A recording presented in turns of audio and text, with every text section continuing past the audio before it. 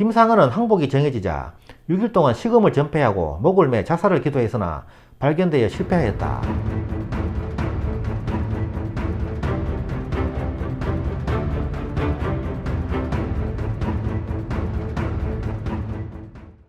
강직한 주전파 청음 김상헌 편입니다.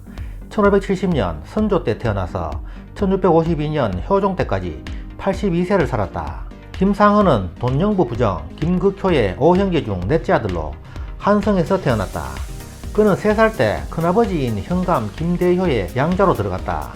양자로 간 김상헌은 본인도 아들이 없어 둘째 형 김상간의 아들 김광천을 양자로 들였다.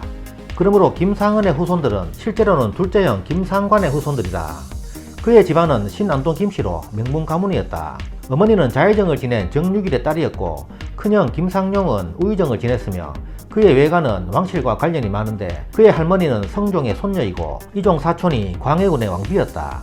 큰형 김상룡은 병자호란 당시 76세의 나이에 민해빈 강씨와 복림대군을 강화도로 모셨다가 청군이 들이닥치자 화약에 불을 자폭해 순절하였다. 김상헌은 서인의 거두 윤군수의 문화에 들어가 수학하였고 훗날 김상헌은 서인 강경파에 서게 된다. 20세인 1590년 진사가 되고 26세인 1596년 임진왜란 중에 실시한 정시문과에 병가로 급제하여 건지 승무원 부정자에 임명되었다. 이후 부수찬, 좌랑, 부교리 등을 역임하였다. 31세인 1601년 제주도의 안무사로 6개월 동안 제주도에 파견되어 제주의 귤 진상 규모를 기록하기도 하였다. 이 때문에 제주도에 있으면서 제주도에 이바지한 인물 5명을 기리는 재단인 오현단의 오현 중 한 사람이 김상헌이다. 38세인 1608년 문과 중시에 을과로 급제하여 사가 독서를 마친 뒤 교리, 응교, 직제학을 거쳐 1611년 동부승지가 되었다. 동부승지 재임 당시 좌찬성 정인홍의 회태 변척소라는 상소를 비판해 요직에서 멀어졌다. 이 상소의 회태는 회제 이연적과 태계 이황을 가리키는 것으로 정인홍이 이연적과 이황의 문묘 종사를 반대하는 상소이다. 이는 회제 이연적과 태계 이황 대신 자신의 스승인 남명조식을 학문의 정통으로 보아야 한다는 내용으로 김상헌은 정인홍을 강력히 비난하면서 대북파를 정면에서 공격했다. 이 사건으로 김상헌은 외직인 광주 부사로 자천되었다. 43세인 1613년 명문가의 서자 7인이 모여 문경세제에서 은상이를 살해하고 재물을 탈취하는 사건이 발생하는데 이때 잡힌 박응서 등이 영창대군을 옹립하기 위한 자금을 모으기 위해 은상을 살해했고 주동자가 임목대비의 아버지인 김재남이라고 허위 자백한다. 단순한 약탈 사건을 이이첨이 영창대군을 제거하기 위해 영모로 조작한 사건인데 이로 인해 김재남과 그의 세 아들이 모두 처형당하였다.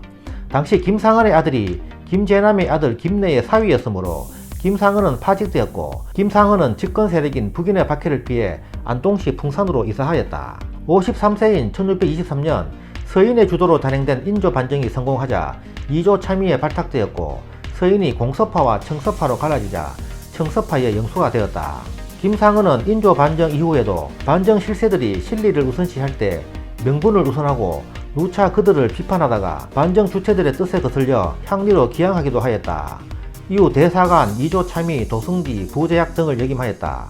57세인 1627년 정묘호란이 일어나자 명나라에 가서 구원병을 청하였고 돌아와서는 후군과의 화해를 끊을 것을 강력히 주장하였다. 그리하여 그와 반대 의견을 가진 화친파 최명길과는 관계가 매우 나빴다. 62세인 1632년 인조가 자신의 부친 정원대원군을 대원군에서 원종으로 추전하려는 추승 논의가 일어나자 예법의 어긋남을 들어 강력히 반대하다가 인조의 노여움을 사 다시 낙향하였다. 63세인 1633년 사헌부 대사원에 다시 기용되었는데 이후 2년간 5차례나 대사원에 임명되었으나 강직한 성격으로 여러 고관들과 충돌하여 출사와 사퇴를 여러 번 반복하였다. 그 뒤 육조의 판서 및 예문관, 성균관의 제약 등을 지냈다.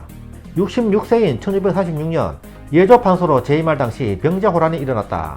김상헌은 인조를 호종하여 남한산성에 들어갔는데 이때도 최명길의 주화론과 대립하며 끝까지 싸우자는 주전로를 강력히 주장했다. 그러나 대세가 시간이 갈수록 항복하는 쪽으로 기울어지는데 김상헌은 인조의 명으로 최명길이 작성한 항복 문서를 찍고 통고하였다. 김상헌은 항복이 정해지자 6일 동안 식음을 전폐하고 목을 매 자살을 기도했으나 발견되어 실패하였다. 이때 최명길은 가족들이 다 보는 앞에서 자살을 시도했다면서 쇼를 한 것이라고 비난했다.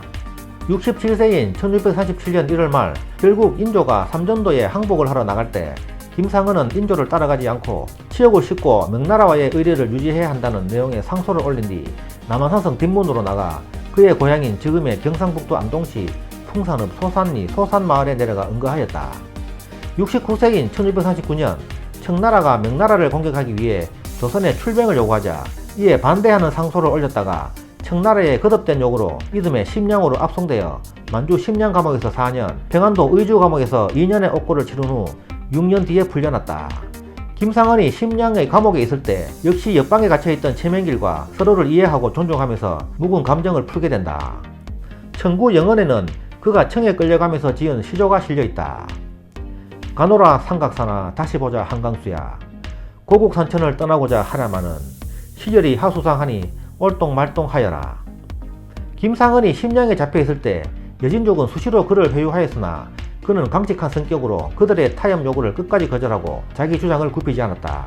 그의 당당한 모습에 청나라 관리들도 예사로운 사람은 아니라고 평가했고 나중에 최명길과 같이 풀려날 때 청나라 황제가 죄를 사해 주었으니 황제가 있는 곳으로 향해 절을 하라고 해서 최명길은 절을 했지만 김상은은 끝까지 거부하였다고 한다.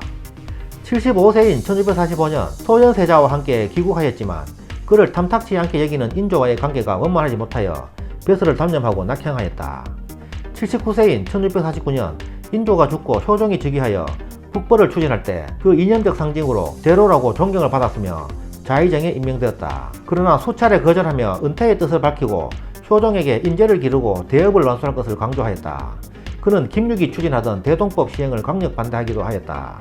80세인 1650년 영돈룡부사로 있을 때 녹봉을 수령하지 않았다 하여 효종이 녹봉을 내렸으나 업무를 보지 않았으니 받지 못한다며 도로 실어가게 하였다.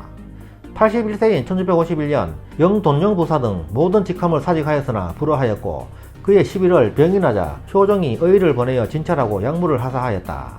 1652년 다시 사직상소를 올렸으나 거부되었고 그해 사망하였다.